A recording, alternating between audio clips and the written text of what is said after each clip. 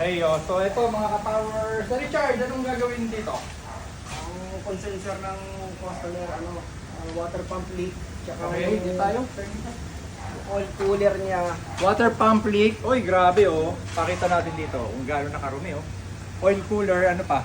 Oil cooler replacer dahil naghalo yung tubig lang. Tubig lang Sir Nico. Pakita mo nga rito. Ayan, so kung ganyan na nangyayari sa mga sasakyan nyo, ito po ay Hyundai Tucson. Ayan, so punta lang kayo rito sa amin.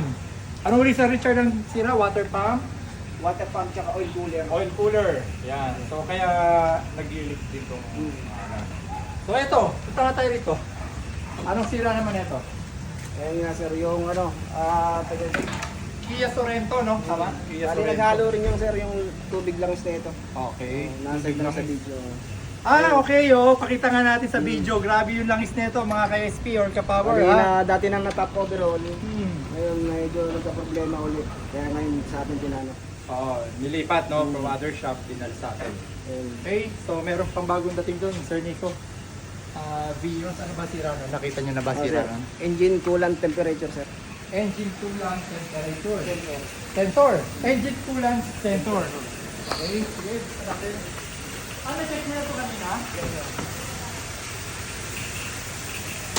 Ay, sina. Kasi kaya lang ako yung pan. Init. Okay, anong nakita ang problema rito? Parating naka-on yung pan niya sir. At na hindi nakapatay yung Di nakapatay, naka-on lagi yung fan.